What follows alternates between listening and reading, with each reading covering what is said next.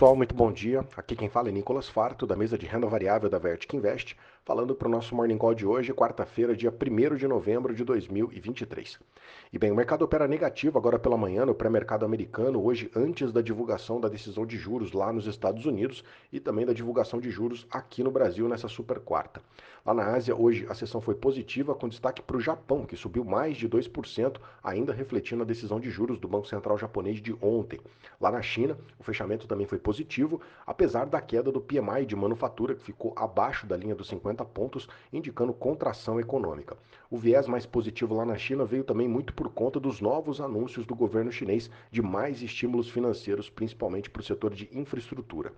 Lá na Europa, o viés era mais positivo no começo da sessão, chegou a virar, agora opera sem direção definida. Lá o mercado está refletindo a inflação da zona do euro, que caiu para o menor nível nos últimos 2 anos, chegou na marca de 2,9%, enquanto a expectativa era de uma inflação maior de 3,1%. Já no Reino Unido, os preços subiram acima do esperado, uma alta mensal de 0,9%, enquanto a projeção era de uma queda de 0,4%. Indo para os Estados Unidos, ontem a sessão americana fechou mais uma vez positiva. Lá em Nova York, o Dow Jones ontem subiu 0,38%, S&P subiu 0,65% e o Nasdaq subiu 0,48%. Todos os setores do S&P ontem ficaram no positivo, com destaque para o setor imobiliário e para o setor financeiro. Na parte de indicadores, ontem, os custos de empregos lá nos Estados Unidos veio acima do esperado, porém, com uma sinalização de desaceleração para os salários nos próximos meses, o que tende a ser benéfico para a queda de juros. Por outro lado, a confiança do consumidor veio com sinalização de queda, o que também pode indicar um arrefecimento na atividade econômica.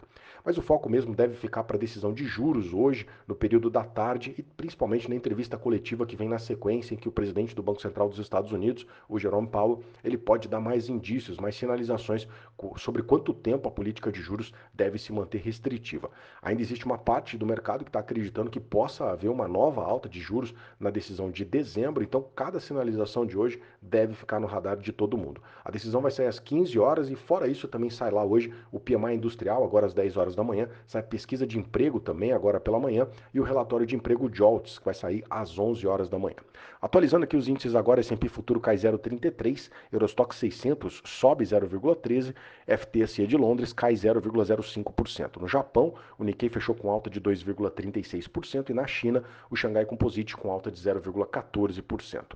O DXY, dólar index, subindo 0,15% e os juros de 10 anos do mercado americano subindo 0,55% agora, cotado a 4,90% no anual.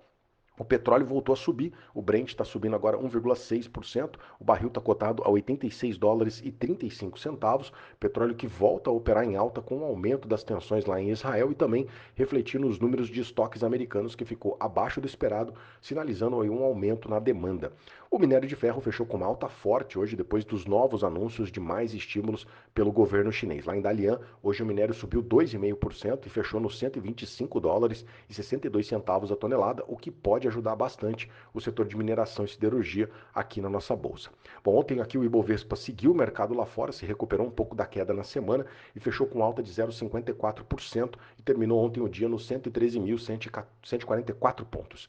O dólar caiu 0,1%, fechou nos R$ 5,04 e a nossa curva de juros caiu em quase todos os vencimentos, aliviando um pouco a alta de sexta e de segunda-feira, isso depois que o ministro de Relações Internacionais, o Alexandre Padilha, ele disse ontem que o governo deve continuar perseguindo a meta de zerar o déficit fiscal para o próximo ano. Na alta, o destaque ficou para a Gol, que disparou quase 9% com a queda do preço do petróleo no mercado internacional, e outro papel que disparou foi Pão de Açúcar, com o resultado da empresa que veio acima do esperado agora no terceiro trimestre, e também com o presidente da companhia que informou que espera arrecadar 500 milhões de reais com a venda de ativos, o que deve diminuir o endividamento da empresa. Destaque também para a Ambev, que subiu quase 4% ontem, refletindo o balanço do terceiro trimestre, que também veio acima do esperado, e a Vale, que subiu 1,2% ontem, acompanhando a alta do minério de ferro lá na Ásia. Na queda, Braskem foi quem mais caiu, queda de 3%, e Magazine Luiza, que ontem caiu 2,9%. Na agenda local, hoje também vamos ter decisão de juros antes do feriado de amanhã. A decisão vai sair já depois do fechamento do mercado, isso próximo das 18 horas.